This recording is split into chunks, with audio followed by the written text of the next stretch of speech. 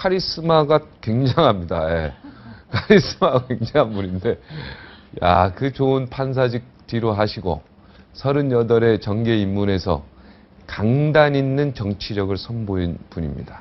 사람들을 한때 그를 추다르크라고 불렀습니다. 추다르크. 인기 대단했습니다. 20년 가까이 롤러코스터 같은 정치 경로를 거쳐온 이분도 어느새 50대 후반이 됐습니다. 여성한테 나이 얘기하는 게 아닌데, 캐도남마에 처음으로 출연해서 무척 반가운 얼굴입니다. 추미애 민주당 국회의원 나오셨습니다. 안녕하십니까? 네, 안녕하세요. 요즘 좀 지역 구민들이 걱정하시던데 네. 좀 안 좋은 일이 있으시다고, 네. 부군께서 좀 아프시다고 뭐 이런. 아, 소문이 빠르시군요. 네. 네. 그래서 마음고생 좀 많이 하고 계시다고. 예, 뭐 이제 좀 회복하는 단계. 회복하는 단계. 다리가 좀 다치셨다고 들었는데. 이제 거진 26년 만에 재수술을 한. 26년 만에요? 네. 그럼 그 이전 동안 마음 계속 고생하셨네요. 뭐 저보다 본인의 그 고통이 더 심하겠죠? 네. 그래도 우리 추다르크께서도 마음은 좀 아프실 거예요. 예, 그 교통사고 외상 환자인 셈인데, 그 외상 후유증이라는 게 26년. 네, 말로 표현할 수 없고요. 그 막 몸 안에 이런 종이가 이렇게 사각사각 돌아다닌다는 그 정도의 통증이니까. 네. 그래도 마음은 편치 않으시잖아요. 네. 네, 그런데 그 말 들으면 제 마음이 이렇게 이렇게 전기가 이렇게 아프게 이렇게 폐부를 찌른다고 할까요? 네. 그런 느낌. 네. 지금 몇 선이십니까? 4선이신가요? 예, 4선. 네. 야, 16년 국회의원. 네. 4선 해보시니까 어떻습니까? 정치 매력이 참 있습니까? 아니면? 매력보다는 굉장히 그 책임감이 무겁다. 근데 오히려 이렇게 갈수록 책임감이 좀 더 무겁게 느껴지는 것 같아요. 갈수록. 네. 무언가 해야 되는데. 예. 막 답답하죠? 네. 뭐가 지금 가장 답답합니까? 지금 민주당한테 뭐가 지금 가장 답답합니까? 민주당뿐만 아니라 이제 그 뭐 지방자치가 됐든 뭐가 됐든 왜 우리가 가정의 냉장고도 한 번씩 들여다보고 정리해줘야 되고. 네. 사실 재고 정리가 좀 필요하잖아요. 이게 누적되면. 네. 표현 좋습니다. 예. 네. 그런데 지방자치 하면서 여러 가지 병폐 있고 또 이렇게 대통령제 아래에서의 그 국회와의 관계 여러 가지 보면은 이게 우리가 바랬던 민주주의하고 자꾸 거리가 멀어지고 어떤 이게 집단화되면서 이기적인 집단이 되고 똑같은 거예요. 뭐 어디 장사꾼이나 뭐 이 정치 집단이 하는 일이나 어떤 이 작은 당의 이익을 놓고 국가 대사를 그르친다든지 그래서 그런 걸 보면서 이게 근본적으로 뭔가 재고 정리가 한번 필요하다를 느끼는데. 재고 정리 표현 좋습니다. 재고 정리. 의원들도 좀 재고 정리해야 된다. 근데 그게 그렇게 말만큼 쉽지는 않죠. 굉장히 어렵죠. 그래서 통일까지 내다보는 그런 그 좀 시스템을 고민하고 있어요. 늘 듣고 또 같이 연구하고.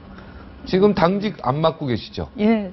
그럼 뭐 이번에 당대표로도 나가시고 이런 생각들을 무언가 적극적으로 개진하려면 무언가 하셔야 되지 않습니까? 이렇게 지금 가만히 쪼그려들이고 가만히 있으면 안 되지 않습니까? 과거의 추다르크의 모습을 보여줘야 될 거 아닙니까? 가만히 있지 않고요. 이렇게 상황을 보고 있습니다. 상황을요? 그럼 이번에 이제 다음 차기 당대표라든가 이런 것도 좀 생각하고 계시고. 늘 가능성은 열려 있죠. 항상 가능성은 열려 있고. 지금 민주당한테 재고 정리가 필요하다. 물론 새누리당도 재고 정리가 필요하고 정치권이 재고 정리가 필요해. 무언가 막 꽉 막힌 듯한이고 같지도 않은 일로 싸우고 NLL 사초를 1년 동안 해서 결과는 아무것도 없고 여러 가지 그 기간 동안 경제 활성화나 뭔가 민주주의나 통일이나 이런 거에 대해서 담론을 일으켜내고 뭔가 좀 앞으로 나가야 되는데 통일 대박에 대해서는 어떻게 생각하십니까? 글쎄요, 통일에 대해서 이제 그 사람들이 내가 우선 먹고 사는 문제가 급하다 보니까 통일에 대해서 아직 우리 시대 과제가 아니다라는 부정적인 기류가 뭐 젊은 층일수록 더 많죠. 많았잖아요. 근데 그거를 이제 뭐 대통령이 나서서 통일 대박이다 하는 긍정적인 신호를 보냈다는 건 뭐 그거 가지고 뭐 정치권에서 뭐 시비할 생각은 없어요. 네. 근데 다만 대박이다 할 때는 네. 예를 들어 공부 안 한 학생이 A+를 받을 수 없듯이 네. 뭔가 준비하고 통일에 대해서 뭔가 진지하게 국민에게 설득하고 이런 게 이제 있으면서 통일도 대박이다라고 연결이 돼주면 네. 이제 대통령이 그렇게 노력하니까 우리 국민도 이해하고 뭔가 부담을 미리 생각하고 있어야 되겠구나인데 그렇지 않기 때문에 갑작스럽게 나왔죠. 너무 갑자기 나갔기 때문에 마치 통일을 그냥 우리한테는 대박이면 상대방한테는 쪽박이 될 테고 그러면 이제 상대가 많이 뭔가 요구할 거 아니겠어. 그렇게 대박인데 왜 우리는 뭘 내놓지 않느냐. 네. 오히려 더 이렇게 거리가 생기게 우리 생각과 차이가 더 생기겠죠. 또 이제 아무 준비 없는 통일은 그야말로 쪽박이 될 가능성이 있죠. 우리에게도. 네. 그냥 잘 준비해서 하면 얼마든지 대박으로 키울 수 있는 건데 아무 준비도 없이 하다가 그냥 우리가 쪽박을 차게 되는 그런 일도 있을 수 있죠. 네. 그래서 기왕에 이렇게 크게 담론 제기를 했으니 차근히 통일을 준비하는 이 국민 여론이 형성이 돼서 이건 정말 시대 과제이고 우리의 미래 후손에게 참 좋은 일이고 또 차근차근히 준비해야 되는 일이다. 이렇게 좀 국민 여론 형성이 되도록 더 노력을 했으면 좋겠어요. 그리고 통일이 네. 왜 필요한지도 네. 진짜 젊은 층들한테 네. 이야기를 해줘야 되고 네. 캐논한마에서 혼자 얘기하려는 게 힘드니까 혼자 얘기하셨어요. 저는 진짜 왜 통일이 필요하고 통일 네. 비용 여기서 따지고 네. 해서 훨씬 더 우리가 네. 지금 북한의 통일을 위해서 우리가 투자하는 거 이상으로 통일이 된 이후에 얻는 게 몇 배나 많다는 걸 제가 네. 표를 보여주고 막 여기서 했었거든요. 네. 이런 노력들을 사실은 정부가 계속 해줘야 되는데 네. 박근혜 대통령 같은 여성으로서 어떻게 생각하십니까? 추미애 추다르크께서 대통령 나중에 하실 수도 있지 않습니까? 원래 이제 어머니 유경수 여사와 이제 아버지 박정희 대통령 이 두 분의 이제 자녀이시니까 고향도 같으시잖아요. 대구잖아요. 네. 뭐 집안 성장 배경 뭐 이런 건 다 다르지만 네. 이제 보통 국민들이 기대하실 때는 그 아버지의 그런 결단력과 어머니의 자애로움 이런 걸 다 좀 이분의 그 장점으로 이 국정을 펼치는데 좀 보였으면 좋겠다라는 기대가 속으로 굉장히 많았죠. 그런데 아버지처럼 한다라는 건 여러 경우에 요즘 드러나고 있어요. 네. 뭐 철도 노조에 대해서 강경 진압하면서 뭐 그 경찰이 노조원 숫자보다 뭐 엄청 많은 그런 조그마한 그 사무실에 노조원 수배된 노조원 잡기 위해서 6,000명? 뭐 얼마인가요? 그런 경찰을 포진시켜가지고 조금 오버했죠, 오버. 네. 근데 그걸 이제 국민들한테 그렇게 그리고 잡지도 못했고 또. 네, 국민들한테 어떤 공권력의 두려움 이런 걸 막 보이는 거죠. 그러니까 그게 일요일 날 국민들한테 어떤 느낌을 주는지를 대통령은 감각이 없는 것 같아요. 그러니까 어머니의 자애로움 이런 게 안 보이는 거죠. 또 이 철도 노조를 대하는 데 있어서 무조건 해고다, 시위하면 해고다 이런 것이 어떤 칼을 휘두르는 그런 아버지 같은 모습은 우리가 좀 볼 수 있는데 유경수 여사가 그 어떤 경우에는 너무 학생들 너무 그렇게 가혹하게 하지 마라라고 했잖아요. 그런 공권력이 그렇게 나갈 때 저들도 한 가장이고 또 집안이 있는 직장의 또 우리 국민이니까 가급적이면 좀 반성하고 그러면 또 협상에 반영도 좀 해라 라고 한다든가 이렇게 강할 때는 강하고 또 풀어줄 때는 포용도 하고 이런 어머니스러움이 있어야 되는데 그게 없어서 너무 강한 모습만 보인다. 네, 그러니까 좀 차갑다. 좋은 지적이네. 네, 굉장히 차가우시다. 그러니까 사람이 동물과 다른 것은 이렇게 피를 흘리면 나도 피 흘리는 것처럼 아픈 거예요.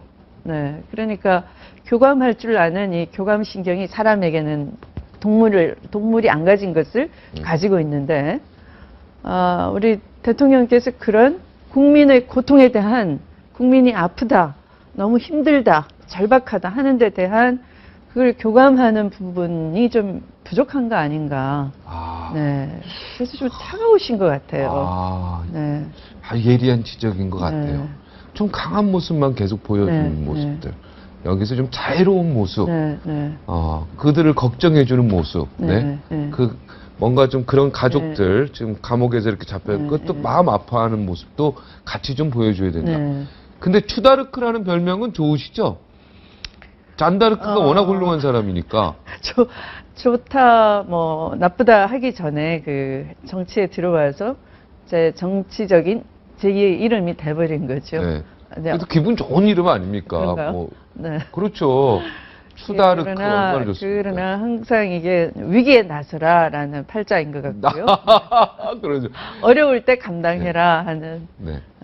그래도 소명이 우리 있는 것 같고. 의원님은 난 의원님이 굉장히 모양새가 좋은 게 대구 출신이지 않습니까? 근데 대구 출신인데 한나라당이나 민정당으로 안 가시고 대구 출신인데 민주당을 선택했단 말이에요. 이게 굉장히 엇박자락이 아니라 우리가 상식을 좀 벗어났지만 이런 분이 만약에 대통령이 된다면 대한민국의 지역 감정이나 이런 게 싹 없어질 수도 있는 그런 분위기다.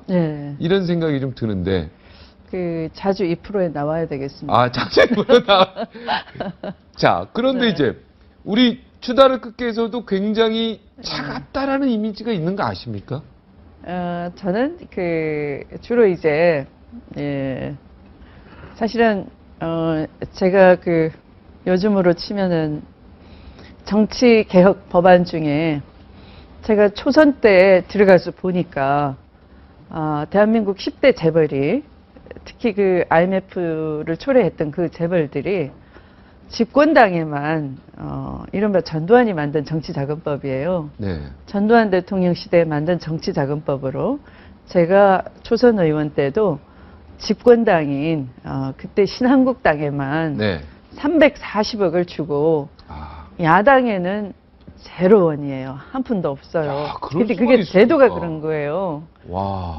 정치자금을. 그래서 제가 이 법이 그대로 있으면 어떤 누가 나와도 국민의 손으로 정권을 바꿀 수가 없다. 국민의 선택을 막는 데는 돈이 작용하는데 그 정경유착을 그대로 합법적으로 인정해 두는 거다라고.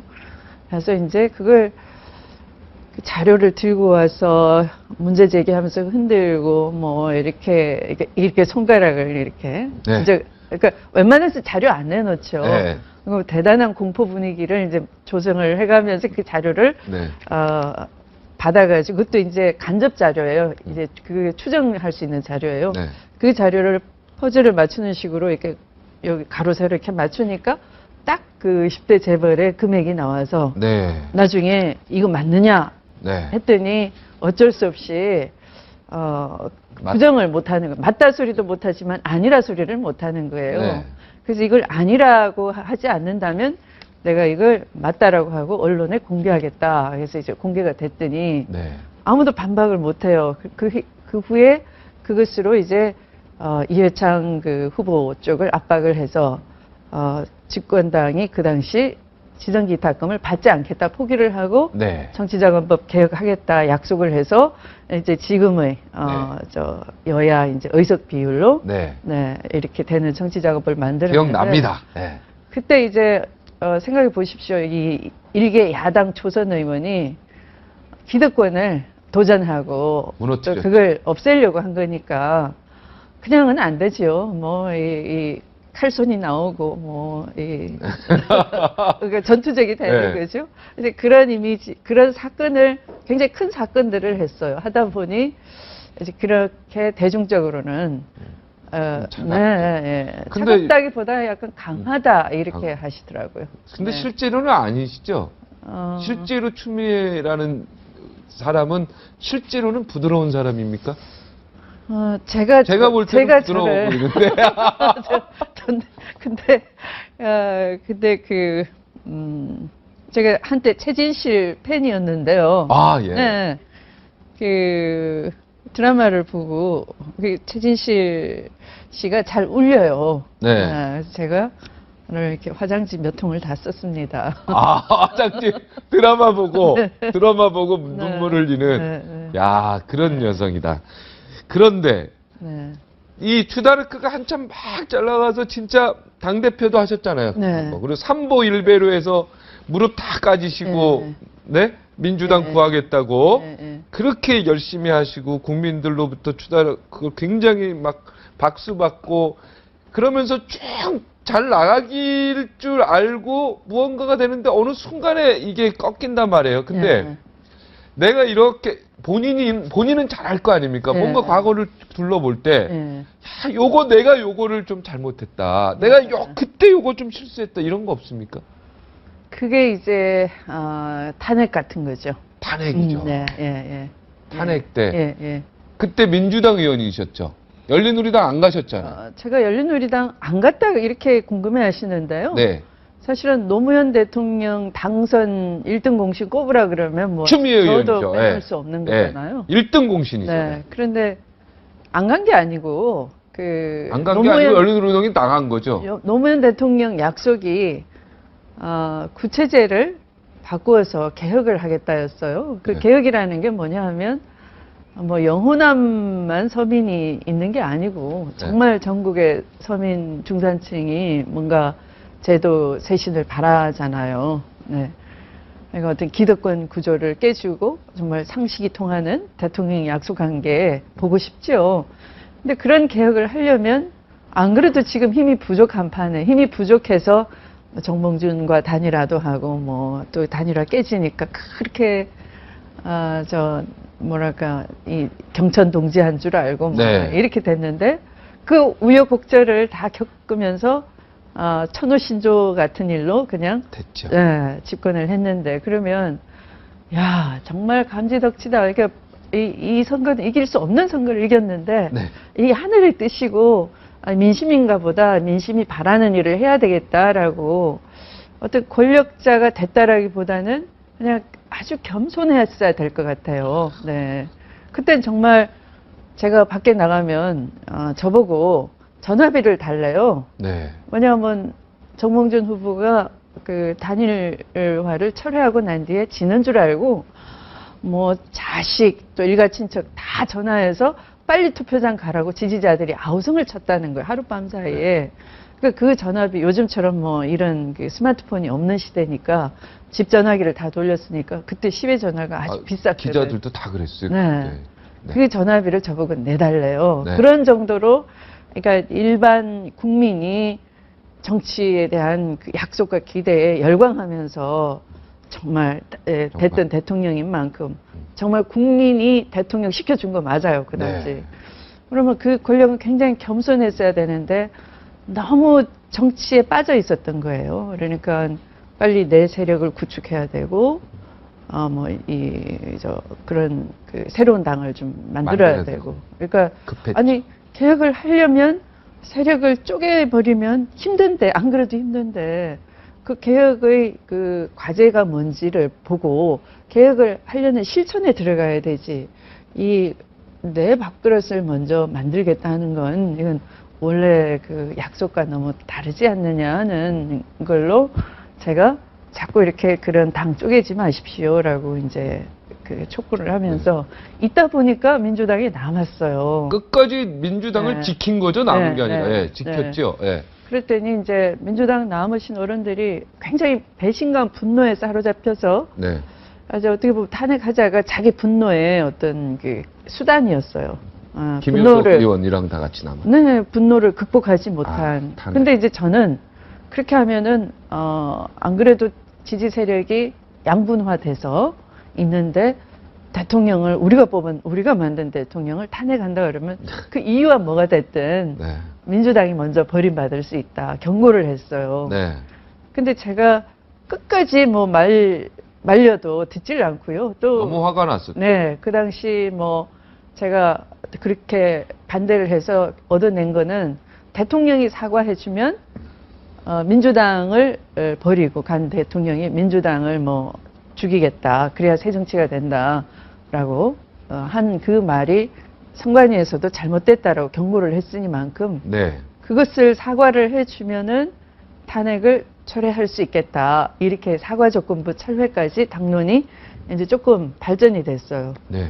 근데 마지막에 이제 대통령이 국민담화를 발표하시면서 내가 그 사과를 한다는 건 굴복을 한다는 것인데 나는 굴복할 수 없습니다.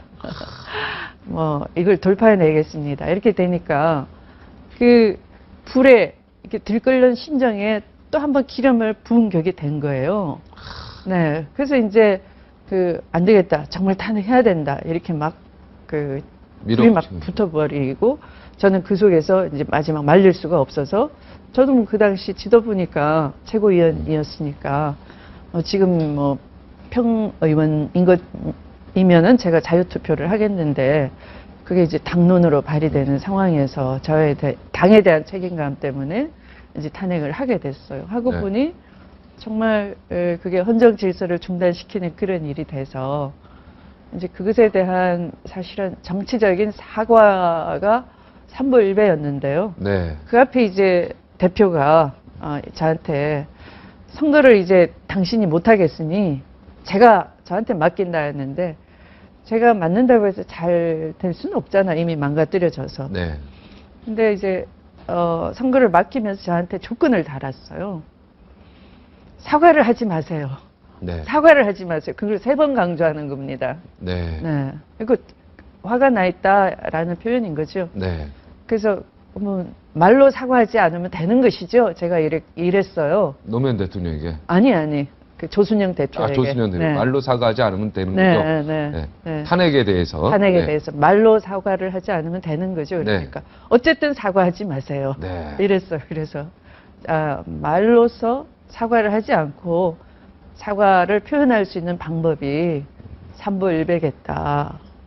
이래서 이제 삼보일배를 하게 된 그때 거죠. 몇 킬로나 그랬습니까? 3배 1배를. 삼보일배. 15kg. 엄청난. 네. 그때 막 다 다치시고 막. 좀. 네.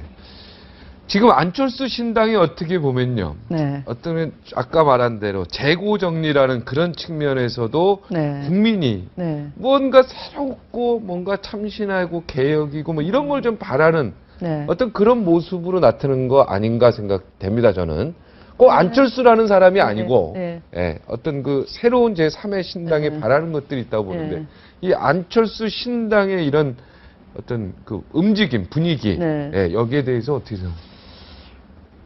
저도 사실은 이 어떤 그 풍선을 터뜨릴 때 뭐 작은 바늘 구멍만 내도 터지는 거고 또 이게 큰 강물도 뭐 이 주먹만한 이 2개 구멍이 생긴다면은 어느 순간에 터져버리잖아요.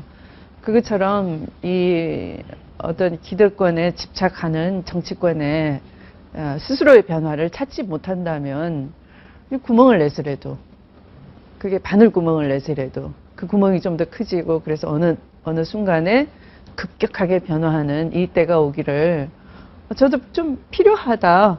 사실은 안철수 의원이 잘 해주면 우리 정치에 굉장히 어떤 자극을 줄 수 있겠다라는 기대를 갖고 있었어요. 네.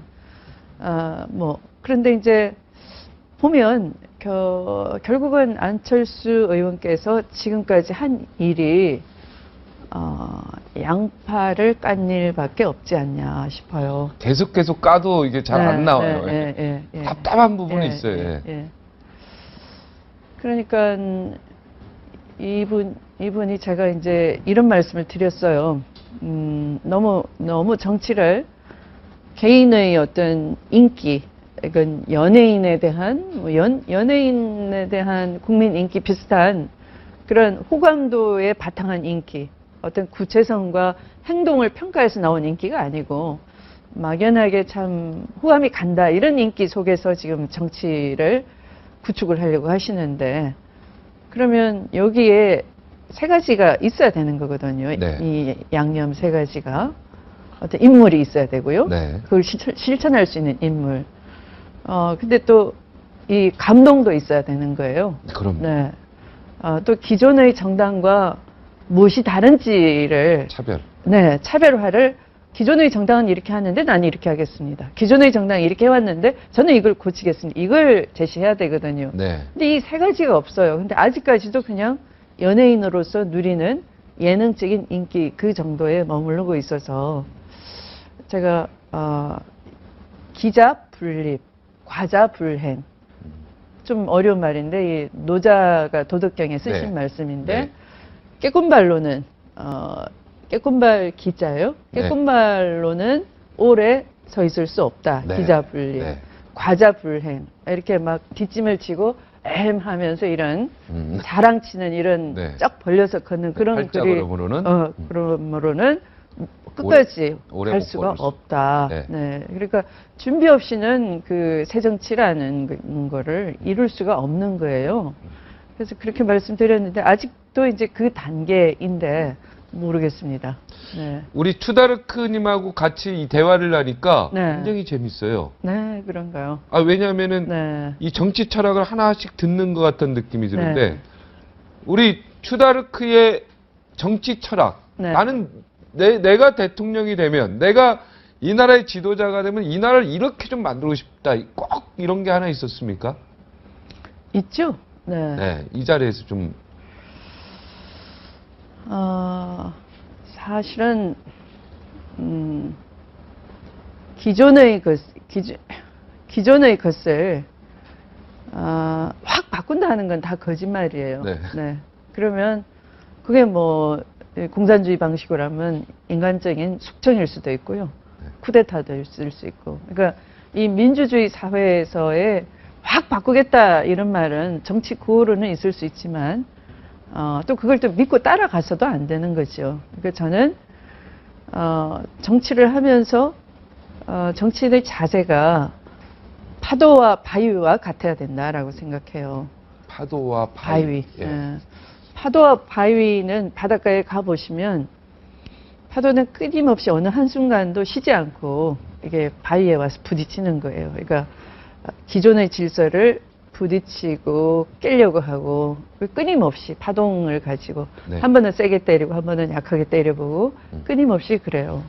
근데 이 바위는 또 자기를 지키려고 깎이고 자기 몸을 깎여 나가면서 이 육지를 지켜주는 거예요. 네. 그러니까 어떤 가치를 사수하려고 할 때 정말 정치라는 건 국민을 위한 건데요. 네. 단순히 국민을 위합니다 말로가 아니고 그 단단한 바위가 자기 몸이 이렇게 깎여 나가는 줄 알면서 국민을 지키고 또 어떤 제도를 고치려고 할 때는 이 파도처럼 때로는 강하게도 때로는 약하게도 쉬지 않고 부딪히면서 깨나가고 하는 그 속에서 이제 하나씩 그 좋아지는 그런 점진적인 변화 이것이 이제 제가 추구해왔던 정치이고 또 그렇게 해왔어요. 네. 저는 막 이렇게 확 바꾼다거나 하질 않고요.